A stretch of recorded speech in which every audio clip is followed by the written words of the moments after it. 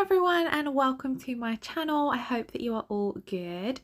In today's video we are doing a soft hollow sparkle design using CJP acrylics, so I really hope you all enjoy watching. Of course, if you do enjoy the video, please leave it a thumbs up and pop a comment below, and if you're watching and you're not already subscribed, I would love it if you hit that subscribe button. To begin with, I'm working on my Glamerliz practice hand. I do have a discount code for Glamerliz, which is always in the description box below, so do check that out if you're looking for a practice hand.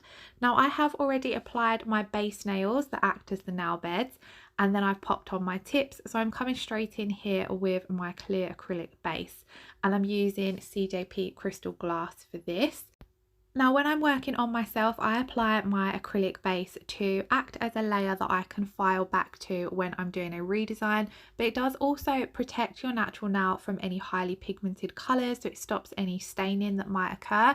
And I do also find that the clear acrylic has the best adhesion properties, so I always find that I get very minimal lifting when I pop down a clear acrylic base, especially when I'm doing design sets. So I do always like to have an acrylic base down, a clear base down, sorry.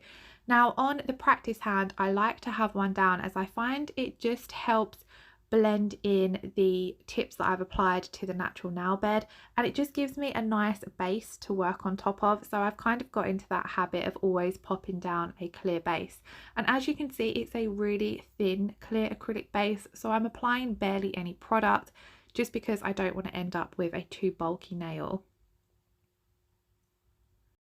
Now that we've finished that clear acrylic base, we're going to move on to the design. Now this design is pretty simple, but I loved how the different glitters worked together and created a really nice, pretty, soft effect. So that's why I thought I would share this one with you all. So I do hope you enjoy watching, but like I said, it is a fairly simple design.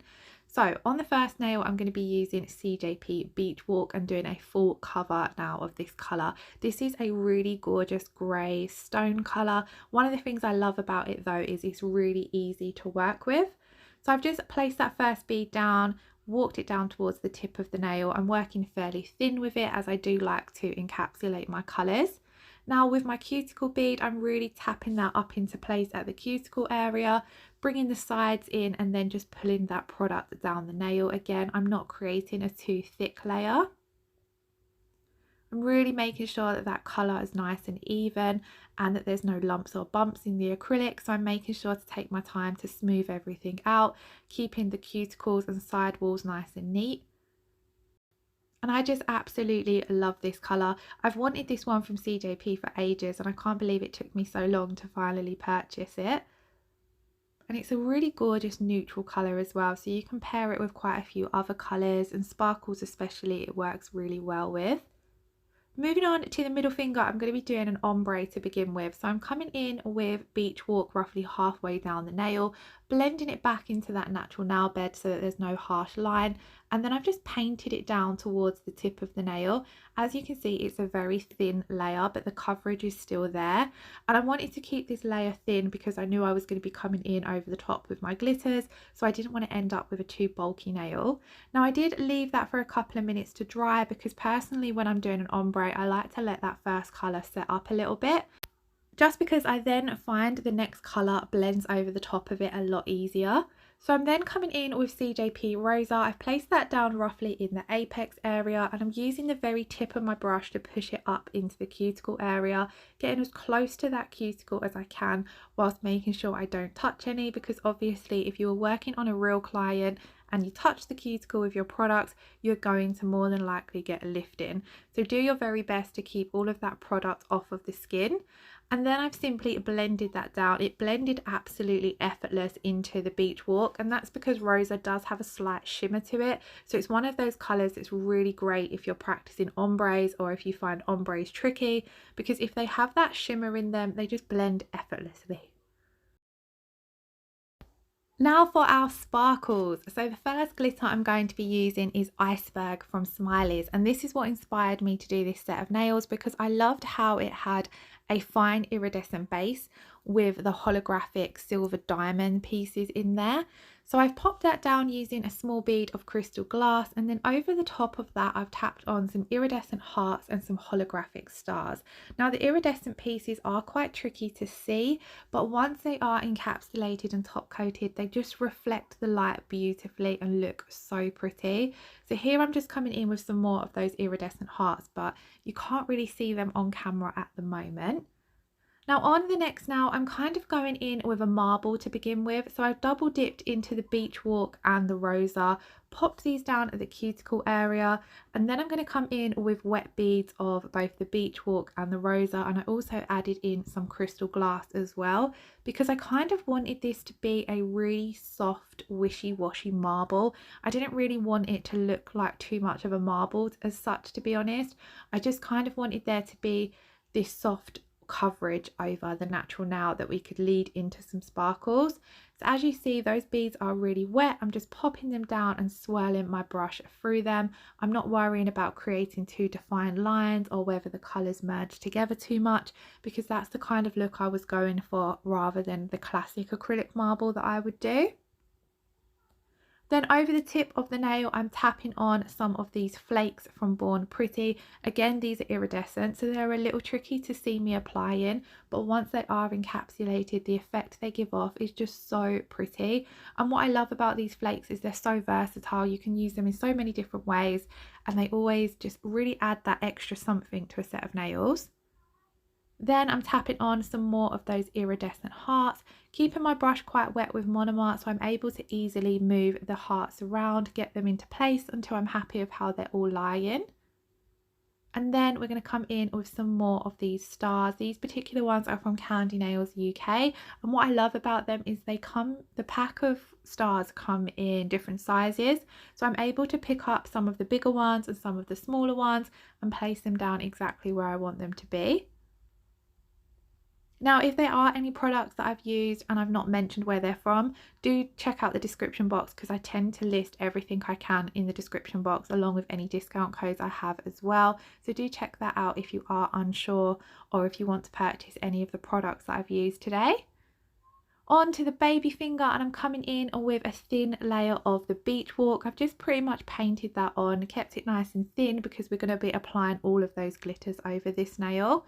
So to begin with, I'm using the Iceberg at the cuticle area. And now again, I've picked up a really small bead of clear acrylic to pick my raw glitter up with, and I'm also keeping my brush full of monomer because that makes it so much easier when it comes to moving those glitter pieces around. I've kind of just tapped it into place and then faded it down the nail, and then again coming in with some of those stars over the top because I loved how those two glitters worked together. Just taking my time to place them exactly where I want them to be and to try and make sure that they're lying as flat as possible as well.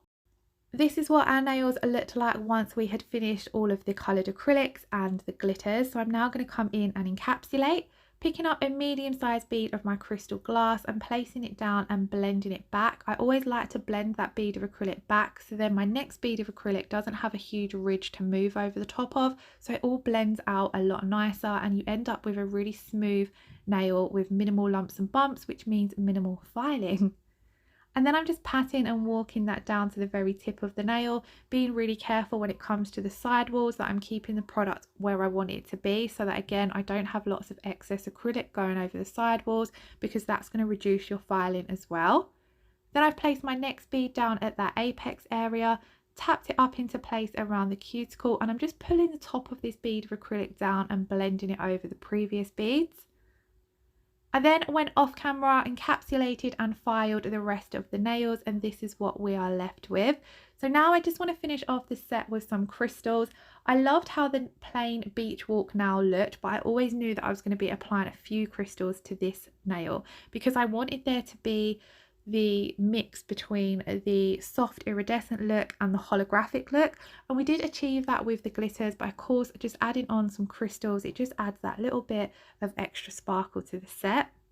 And then I did opt to keep this nail matte as well, so again we've got that soft base with the holographic look on the top, if that makes sense, and I really loved how it turned out. It's definitely going to be a look I'm going to try and do more often with a few different colours.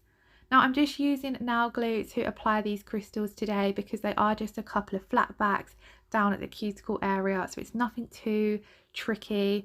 I do tend to use jewellery gel with crystals more often because when you're working with the jewellery gel, you're able to move and place your crystals around a lot easier. But because this was a fairly simple crystal placement, I just opted to use the glue today. And just those couple of crystals down at the cuticle area really pulled all of the set together, and I was really glad I opted to use them because I just thought it looked really pretty. So whilst you guys are watching this bit, I just wanted to take a moment to ask how you are all doing. I hope you're all keeping safe and well. I feel like we're slowly on the way to knowing that maybe we'll be back to some normality soon here in the UK. So it kind of gives us a little bit of hope and something to look forward to. So I hope you're all doing okay. Now here I'm just coming in with some acetone on my brush to remove some of that excess glue that was on the nail, just so that we have a nice smooth surface to top coat. And then of course it's time to come in and top coat. So I'm top coating the ring and the middle finger with my CJP tack free top gloss, just applying a thin even layer of this to the entire nail. And I love doing a full-on glittery set like this because then when it does come to top coating, all of that glitter and nail art just comes to life and it looks super pretty. I do show you a clip at the end of what the finished result looks like, and you can kind of see how all of those glitters and iridescent pieces just sparkle and catch the light in different ways, giving off that really pretty vibe. And here you can see how those iridescent flakes we used at the base of the nail, how they reflect the light now that they've been encapsulated and top coated. They just look so pretty, and I love wearing a set like this on myself because I just find myself staring at my nails every time they catch the light and all the different colours reflect, and they just look absolutely beautiful.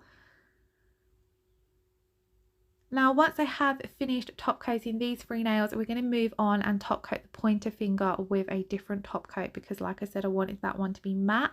So here I'm using the Femme Fatale's Satin Sheets, which is their no wipe matte top coat, and I'm applying that exactly the same as I applied the glossy top coat. The only difference is I'm being really careful going around those crystals. You don't want to get any of your top coat on your crystals. So if you struggle doing it with the top coat brush, you can also come in with a detailer brush to get closer to them if you wish. Now that I've finished curing all of these nails, I popped them in to cure for 60 seconds and this was the finished result. I absolutely love them, and I love the combination between the matte and the glossy, the iridescent and the holo, and then just adding those few crystals really added something extra as well. So I hope you all enjoyed watching. If you did, then please give the video a thumbs up or let me know your thoughts below. If you watched and you're not already subscribed to my channel, I would absolutely love it if you considered hitting that subscribe button, and then I'll see you all again very soon in my next video. Once again, thanks for watching, lots of love, bye bye.